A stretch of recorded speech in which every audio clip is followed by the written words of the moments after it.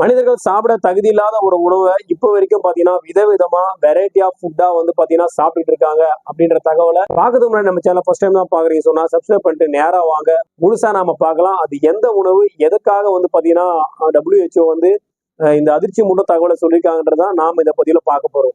மனித உடலுக்கும் மனித உடம்புக்கும் வந்து பாத்தீங்கன்னா ஏற்கக்கூடிய விதத்தில் இல்லாத உணவுன்னு பாத்தீங்கன்னா அது மைதாவில செய்யப்பட்ட உணவுகள் தான் பாத்தீங்கன்னா WHO சொல்லியிருக்காங்க. சோ மைதாவால செய்யப்பட்ட எந்த உணவா இருந்தாலும் அந்த உணவு வந்து பாத்தீங்கன்னா கண்டிப்பா மனிதர்களுக்கு பிரச்சனையை உண்டு பண்ணும் அப்படின்னு தான் அந்த ஆர்டிகல்ல தெளிவா போட்டிருக்காங்க. ஏன் வந்து மைதாவை வந்து பயன்படுத்தக்கூடாது? மைதாவை பயன்படுத்தி இன்னைக்கு பாத்தீங்கன்னா உலகம் முழுவதும் இருக்கக்கூடிய பல்வேறு உணவுகள்ல பல்வேறு விதமா மைதா இருக்கும். ஸோ இந்த மைதா வந்து பாத்தீங்கன்னா பயன்படுத்தாத நாடுகளே இல்லைன்னு சொல்லலாம். ஆனா குறிப்பிட்ட சில நாடுகள்ல மைதாவால பயன்படுத்தி செய்யப்பட்ட உணவுகளை உட்கொள்ளக்கூடாதுன்னு தடை விதிச்சிருக்காங்க. அப்படியும் சம்பவம் நடந்திருக்கு. ஸோ கேட்கும் போது ரொம்ப ஆச்சரியமா இருக்கு. மைதாவால நிறைய உணவுகள் செய்யப்படுது அப்படின்னு சொல்றாங்க. மைதாவில பாத்தீங்கன்னா முக்கியமான விஷயமா பார்க்கப்படுது. பேக்கரியில வந்து பாத்தீங்கன்னா இருக்கக்கூடிய பல்வேறு பொருட்கள்ல மைதா தான் பிரதான பொருட்களா இருக்கு. ஸோ இந்த மைதா வந்து பாத்தீங்கன்னா எதுல இருந்து முதல்ல எடுக்கிறாங்க அப்படின்ற விஷயத்த முதல்ல நம்ம பார்ப்போம். மைதா வந்து பாத்தீங்கன்னா ஆழ்வெள்ளிக்கிழங்கு பிளஸ் வந்து பாத்தீங்கன்னா கோதுமையோட மீதமா இருக்கக்கூடிய முளைக்கட்டிய பகுதி அப்படின்னு சொல்லுவாங்க. இந்த பகுதியில இருந்து தான் பிரிச்சு எடுக்கிறாங்க. இந்த பகுதியிலிருந்து பிரிச்சு எடுக்கக்கூடிய இந்த மைதாவானது பாத்தீங்கன்னா முழுக்க முழுக்க மஞ்சள் நிறமா இருக்கும். ஸோ இந்த மஞ்சள் நிறமா இருக்கக்கூடிய வெளிர் நிறமா இருக்கக்கூடிய இந்த மைதாவை வந்து பாத்தீங்கன்னா வெண்மையா வந்து மாத்தணும். ஏன்னா மக்கள் மத்தியில வந்து இது பிரபலம் அடையல. இது மக்கள் மத்தியில பிரபலம் அடையணும்னு சொன்னா அதுக்கு வெண்மை நிறத்தை கொடுக்கலாம் அப்படின்னு சொல்லிட்டு வெண்மையான ஒரு நிறத்தை கொடுக்கறதுக்காக வந்து பயன்படுத்தக்கூடிய கெமிக்கல் தான் வந்து பாத்தீங்கன்னா பென்சோயின் அப்படின்ற ஒரு கெமிக்கல் வந்து பாத்தீங்கன்னா மைதால கலக்கப்படுது. இந்த பென்சோயின் என்ற கெமிக்கல் கலக்கப்படுறதுனாலதான் மைதா வந்து வெண்மை நிறமா மாற்றப்படுது. இதுதான் முதலாவது விஷயம். முதலாவது கெமிக்கல் இதுதான் மைதால சேர்க்கப்படுது. இதுக்கு அடுத்தபடியா பாத்தீங்கன்னா அலோக்சான் அப்படின்ற ஒரு கெமிக்கல் சேர்க்கப்படுது. அது எதுக்காகன்னு கேட்டீங்கன்னா மைதால இருக்கக்கூடிய மைதா வந்து பாத்தீங்கன்னா ரொம்ப ரஃபா இருந்தது. அந்த ரஃபை போக்கி சாஃப்டா பொசுன்னு இருக்குது இல்லையா மைதா. இப்போ கையில எடுத்தீங்கன்னா ஒழுக்கின்னு போற மாதிரி இருக்கு இல்லையா, அதுக்காக உருவாக்குனது தான் இந்த அலோக்சன் அப்படின்ற இந்த கெமிக்கலை அது கூட ஆட் பண்ணீங்கன்னா மைதா வந்து ரொம்ப சாஃப்ட் ஆயிடும். ஃபர்ஸ்ட் வெள்ளை ஆக்குறதுக்காக ஒரு கெமிக்கலும் அதுக்கப்புறம் அது சாஃப்ட் ஆகுறதுக்காக ஒரு கெமிக்கலும் பயன்படுத்துறாங்க. ஸோ இந்த முதல்ல வெண்மையாக்குறதுக்காக பயன்படுத்தின அந்த கெமிக்கல் வந்து பாத்தீங்கன்னா எதுக்காக பயன்படுதுன்னு கேட்டீங்கன்னா நம்மளுடைய தலைமுடியை வந்து ஏர் டை இருக்கும் இல்லையா, ஏர் டையை தயாரிக்கக்கூடிய விதத்துல ஏதோ ஒரு விதத்துல அந்த கெமிக்கல் வந்து அதுல இருக்கு. ஸோ ஏர் டையை பயன்படுத்தக்கூடிய ஒரு கெமிக்கல் தான், ஒரு பார்ட் ஆஃப் கெமிக்கல் வந்து பாத்தீங்கன்னா நாம உணவா எடுத்துக்கக்கூடிய இந்த மைதால இருக்கு. சோ இதுக்கு அடுத்தபடியா பாத்தீங்கன்னா அலோக்சான் நான் சொன்னேன் இல்லைங்களா, அந்த கெமிக்கல் வந்து எதுக்காக பயன்படுதுன்னு கேட்டீங்கன்னா ஆராய்ச்சி கூடங்கள்ல புதுசா நோய்கள் கண்டுபிடிப்பாங்க இல்லையா, அதுலயும் குறிப்பா வந்து பாத்தீங்கன்னா சர்க்கரை நோயை கண்டுபிடிப்பாங்க இல்லைங்களா. சர்க்கரை நோய்க்கு மருந்து கண்டுபிடிப்பாங்க. அப்போ சர்க்கரை நோயை ஒரு விலங்குக்கோ ஏதோ ஒரு பாலினத்துக்கு உருவாக்கிட்டு அதுக்கு ட்ரீட்மெண்ட் பண்ணி கண்டுபிடிக்கிறதுக்காக வந்து பயன்படுத்துறாங்க. ஸோ இந்த அலெக்சாண்டர் கெமிக்கல் வந்து பாத்தீங்கன்னா சர்க்கரை நோயை உருவாக்கக்கூடிய கெமிக்கல். ஸோ இது ரெண்டும் வந்து பாத்தீங்கன்னா மைதால இருக்கு. ஸோ இதை வந்து பாத்தீங்கன்னா அந்த காலகட்டத்துல அதாவது மைதா மக்கள் பயன்பாட்டுக்கு வர்றதுக்கு முன்னாடி எங்க பயன்படுத்துறாங்கன்னு கேட்டீங்கன்னா விலங்குகளுக்கு தான் பாத்தீங்கன்னா உணவளிக்கிறதுக்காக இதை பயன்படுத்துறாங்க. ஏன்னு கேட்டீங்கன்னா தொலைதூர பயணம் மேற்கொள்ளும் போது உணவு வந்து அதிகப்படியா தேவைப்படாது. இந்த மைதா உட்கொண்டாலே பசி எடுக்காது, ஜீரண சக்தி ரொம்ப கம்மி. இதுல வந்து பாத்தீங்கன்னா நார் சத்து 0%. அதனால சீக்கிரமா செரிமானம் ஆகாது. விலங்குகள் வந்து ரொம்ப தூரம் பயணிக்கிறதுக்கு இது உண்டையா பிடிச்சி உள்ள விட்டாங்கன்னா விலங்குகள் வந்து ரொம்ப தூரம் டிராவல் பண்ணும். இது எந்த பிரச்சனையும் இல்லை. அதுக்காக தான் இதை பயன்படுத்தினாங்க. ஆனா முதல் உலகப் போர் இரண்டாம் உலகப் போர் நடந்து முடிஞ்சதுக்கு அப்புறம் மக்கள் மத்தியில பெரும் வந்து பஞ்சம் ஏற்பட்டுச்சு, உணவு பஞ்சம் ஏற்பட்டுச்சு, உணவுக்கு திண்டாட்டம் ஆயிடுச்சு. அந்த காலகட்டத்துல தான் மக்கள் வந்து இதை பயன்பாட்டுக்கு எடுத்துட்டு வந்தாங்க. மக்கள் இதை அதிகப்படியா பயன்படுத்த ஆரம்பிச்சாங்க. அப்படி பயன்படுத்தும் போதுதான் பல்வேறு விதமா வந்து இதை உணவா எடுத்துக்கிட்டாங்க. அதனால வந்து மக்களுக்கு வந்து பாத்தீங்கன்னா பசி தீவனையும் எடுக்கல.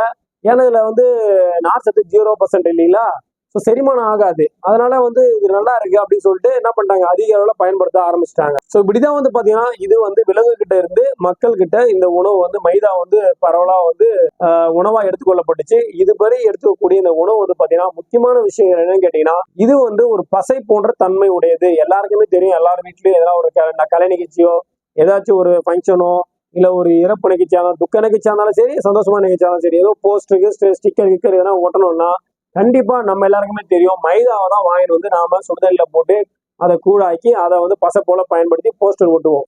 போஸ்டர் ஒட்ட பயன்படுத்தக்கூடிய அந்த மைதாவை தான் நாம எல்லாரும் என்ன பண்றோம்னு கேட்டீங்கன்னா உணவா எடுத்துக்கிறோம். ஸோ நம்ம உடம்புக்குள்ள போனா அது என்ன பண்ணும் அப்படின்னு கேட்டீங்கன்னா நம்ம உடம்புக்குள்ள இருக்கிற குடல்லையும் அதே போஸ்டர் போல செவத்துல ஒட்டிக்கிற மாதிரி நம்ம குடலுக்குள்ள ஒட்டிக்கும். இதனால நமக்கு ஆல்ரெடி அது செரிமான பிரச்சனையை உண்டு பண்ணும். இது போஸ்டர் மாதிரி நம்ம குடலுக்குள்ள ஒட்டிச்சுன்னா அந்த பாதையும் அடைச்சி விட்டுரும். இதனால பல்வேறு பிரச்சனைகள் வந்து மனித உடலுக்கு ஏற்படும் அப்படின்னு தான் பாத்தீங்கன்னா ஆய்வறிக்கையில தெளிவா சொல்லியிருக்காங்க. ஸோ கண்டிப்பா நாம உண்ணக்கூடிய உணவுலயே வந்து பாத்தீங்கன்னா ரொம்ப மோசமான ஒரு உணவுன்னு பாத்தீங்கன்னா அது கண்டிப்பா மைதாவால் செய்யப்பட்ட உணவு அப்படின்னு தான் பார்க்கப்படுது. இதுல முக்கியமான விஷயம் என்ன கேட்டீங்கன்னா, அந்த ஏர்டைக்கு பயன்படுத்தக்கூடிய அந்த கெமிக்கலும் சக்கரை நோயை உருவாக்கக்கூடிய அந்த கெமிக்கலும் இது ரெண்டும் வந்து பாத்தீங்கன்னா மைதாவில இருக்குன்னு சொல்லிட்டுதான் சைனாவும் பாத்தீங்கன்னா பல்வேறு நாடுகள் வந்து பாத்தீங்கன்னா இந்த மைதாவை வந்து பாத்தீங்கன்னா தடை வச்சிருக்காங்க. ஸோ கண்டிப்பா வந்து பாத்தீங்கன்னா நாம வந்து நம்ம குழந்தைகளுக்கும் அதுல முக்கியமான விஷயம் நம்ம தமிழ்நாட்டிலும் சரி இந்தியாவிலும் சரி இந்தியாவிலும் பாத்தீங்கன்னா பானிபூரி, ரெண்டாவது பாத்தீங்கன்னா பரோட்டா, இது ரெண்டும் வந்து ரொம்ப ஃபேமஸ். இது ரெண்டுமே முழுக்க முழுக்க மைதாவால தான் செய்யப்படுது. பரோட்டா எல்லாரும் எனக்கும் ரொம்ப பரோட்டா பிடிக்கும். பரோட்டா பிளஸ் சால்னா பக்கா. அது வெஜ்ஜா இருந்தாலும் நான்வெஜ்ஜா இருந்தாலும் கண்டிப்பா சூப்பரா இருக்கும், வாங்கி சாப்பிடுவாங்க. இதனாலதான் என்னமோ தெரியல, எனக்கு இதை படிக்கும் போதுதான் இந்த விஷயம் தெரியுது. பரோட்டா சாப்பிட்டாலே திம்முன்னு இருக்கும், பசியே எடுக்காது. ஸோ சூப்பரா இருக்கு, அப்படி 2 பரோட்டா இருந்தாலே போதும் அப்படின்னு நம்ம சொல்லுவோம் இல்லைங்களா? ஸோ அது இதனாலதான் போல இருக்கு. ஸோ பரோட்டா வந்து கண்டிப்பா நாம அதிக அளவுல சாப்பிடும் போது கண்டிப்பா நமக்கு இந்த மாதிரி பிரச்சனை வர்றதுக்கு வாய்ப்பு இருக்கு. நல்லா நீங்க மக்கள் வந்து கண்டிப்பா இதை கவனிச்சு பார்க்கணும். இந்த 2 கெமிக்கலும் அதுல இருக்கு. இந்த 2 கெமிக்கலும் பாத்தீங்கன்னா மனித உடலுக்கு கண்டிப்பா தீங்கு விளைவிக்கக்கூடிய கெமிக்கல் தான் மைதாவுல இருக்கு. ஸோ இதை வந்து ஒரு பார்ட்டா நாம வந்து பாத்தீங்கன்னா நம்ம உடம்புக்கு ஏதோ ஒரு விதத்துல அது பர்கராவோ பீஸாவோ எப்படியோ மைதாவால எந்த ஒரு உணவு செஞ்சாலும் அந்த உணவுல கண்டிப்பா இந்த 2 கெமிக்கலும் இருக்குங்க. இதனாலதான் வளர்ந்த நாடா இருந்தும் வல்லரசு நாடா இருந்தும் சீனா வந்து பாத்தீங்கன்னா முழுக்க முழுக்க மைதாவால் செய்யப்பட்ட எல்லா உணவுகளும் தடை பண்ணிட்டாங்க. எங்கேயுமே அங்க மைதாவை பயன்படுத்தக்கூடாது அப்படின்னு சொல்லியிருக்காங்க. ஸோ நாம வந்து பாத்தீங்கன்னா ரொம்ப நம்ம இந்த இருக்கிற பரபரப்பான காலகட்டத்துல நாம வந்து எல்லாருமே வீட்டுல கணவனா இருக்கட்டும் மனைவியா இருக்கட்டும் எல்லாமே வேலைக்கு போய் கஷ்டப்பட்டு சம்பாரிச்சு நம்ம குடும்பத்தை காப்பாற்றணும், நம்ம பிள்ளைகளை காப்பாற்றணும், நம்ம வீட்டுல நம்ம கொஞ்சம் டெவலப் ஆகணும் அப்படின்றதுக்காக நம்ம சமுதாயத்துல நாமளும் நிக்கணும் அப்படின்றதுக்காக போராடி நம்ம கஷ்டப்பட்டு சம்பாதிக்கிறோம். ஆனா இப்படி சம்பாரிச்சு நம்ம குழந்தைங்களுக்கு கொடுக்கக்கூடிய உணவுகள் வந்து பாத்தீங்கன்னா இந்த அளவுக்கு மோசமான உணவுகளா இருக்கு. இதை பத்தின வந்து முழு தகவலும் பாத்தீங்கன்னா நிறைய பேருக்கு தெரியறது இல்ல. மைதால இது மாதிரி விஷயம் எனக்கே ஏற்கனவே தெரியல. இதை படிக்கும் போதுதான் இந்த அதிர்ச்சி சம்பவத்தை நான் கேள்விப்படும் போது ஏன்னா சக்கரை நோயை உருவாக்கக்கூடிய கெமிக்கல் அதை இருக்கா அப்படின்னும் போது உண்மையிலே ரொம்ப ஷாக் ஆயிட்டேன். இப்போ சமீப காலமா பாத்தீங்கன்னா மருத்துவமனையில பாத்தீங்கன்னா அதிக அளவுல சர்க்கரை நோயாளிகள் வந்து அதிக அளவு இருப்பாங்க. அதுக்கு ஒரு முக்கிய காரணம் அவங்க சொல்லுவாங்க. என்னன்னு கேட்டீங்கன்னா, இது வந்து உங்களுடைய முன்னோர்கள் காலத்துல இருந்தே உங்களுக்கு வருது அப்படின்னு சொன்னா, நம்ம முன்னோர்கள் காலத்துல இதை பயன்படுத்தவே இல்லை. 2ஆம் உலக போருக்கு பிறகுதான் வந்து பாத்தீங்கன்னா மைதா வந்து பயன்பாட்டுக்கே வந்திருக்கு. அப்படின்னும் போது நம்ம தாத்தா பாட்டி எல்லாருமே வந்து அந்த காலத்துல பஞ்சத்துல கண்டிப்பா அளவுக்கு அதிகமா மைதாவை சாப்பிட்டுருப்பாங்கன்னு நினைக்கிறேன். ஸோ பன்னாவோ ரொட்டியாவோ ஏதோ ஒரு விதத்துல வந்து சாப்பிட்டுருப்பாங்க. ஸோ நம்ம ரத்தத்திலே அது ஊறி போச்சு. அதனால கண்டிப்பா இனிமே வந்து சக்கரை நோய் இல்லாத ஒரு சமுதாயத்தை உருவாக்கணும் ரொம்ப ரொம்ப கஷ்டம். அதுக்கு முக்கியமான விஷயம் நாம பண்ண வேண்டியது மைதாவால் சமைக்கப்பட்ட உணவுகளை நம்ம பிள்ளைகளுக்கோ நம்ம அடுத்த சமுதாயத்துக்கும் நம்ம கொடுக்க கூடாது அப்படின்றதுதான். கண்டிப்பா இந்த பதிவு மூலியமா மைதாவால நமக்கு என்னென்ன பிரச்சனைலாம் ஏற்படும், என்னென்ன உடல் உபாதைகள் அது ஏற்படுத்துது அப்படின்ற விஷயத்தை நீங்க தெளிவா தெரிஞ்சுட்டு இருப்பீங்க. நீங்க தெரிஞ்சுட்டா மாதிரியே உங்க ஃப்ரெண்ட்ஸ் அண்ட் ஃபேமிலி தெரிஞ்சுக்கணும்னா இந்த வீடியோவை அவங்களுக்கும் ஷேர் பண்ணி விடுங்க. மைதாவால இப்படிப்பட்ட பிரச்சனை எல்லாம் இருக்கு, மைதால இப்படிப்பட்ட கெமிக்கல் எல்லாம் பயன்படுத்தப்பட்டிருக்கின்ற விஷயத்தை அவங்களும் தெரிஞ்சுப்பாங்க.